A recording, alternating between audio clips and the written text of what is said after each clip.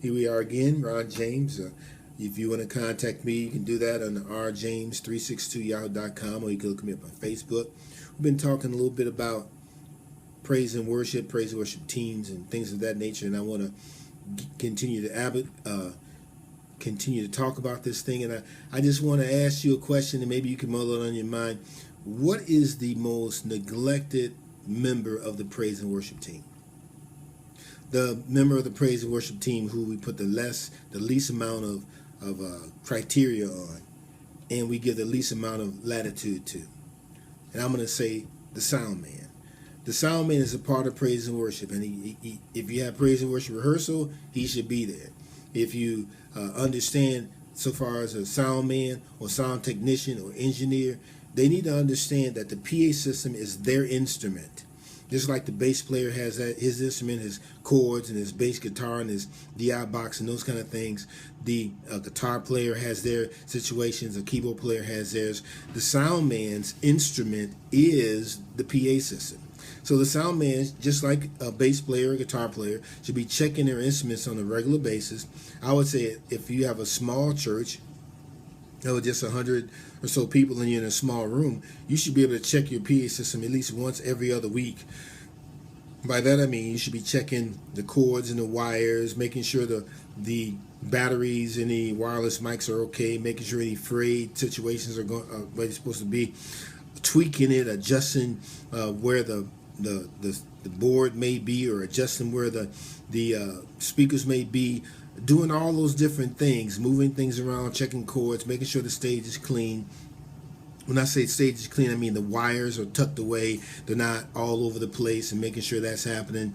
Making sure that you communicate properly with your praise and worship team to make sure that they're hearing what they need to hear, doing what they need to do, standing in the right positions, and those kind of things.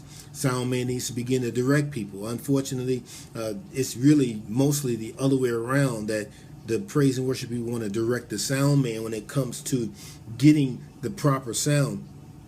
Sound man needs to let the people know, if you have monitors, you got to stand here. You can't be standing 20 feet away from a monitor and think you're going to hear it.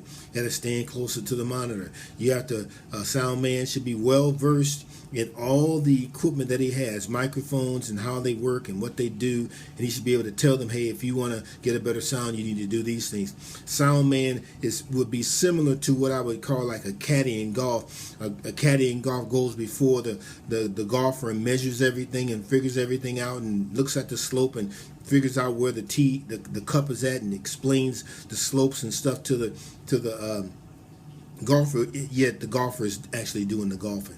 So we need to really make sure that we don't neglect our sound man. One of the biggest things I've seen over and over again is that the praise team will rehearse and practice, and the sound man won't be there, and then he comes there on Sunday and then he tries to mix the board. He can't do that. Sound man should always be mixing that board. Just like I'm playing the bass or somebody's playing the bass or drums, that sound man should always be tweaking that PA system. I've seen churches, what they do is they put like little tape signs on, put this here and put that there. Well, the problem is that things change from time to time. It could be different if it's cold outside, if it's humid outside. It's going to sound different and do different. So you can't just put a little tag on there, a little mark on there and say, this is where we put XYZ person. The sound man needs to be moving that or working that board all the time. Secondly, sound man should never leave that board unless he has somebody there. You don't want to have a ringing sound and then you see the sound man running back to the board trying to adjust it. So the most neglected person of the praise team, in my opinion, tends to be the sound man. And the sound man needs to be there for practices. He needs to understand the songs. He needs to know what happens in the songs, what goes where and what does what.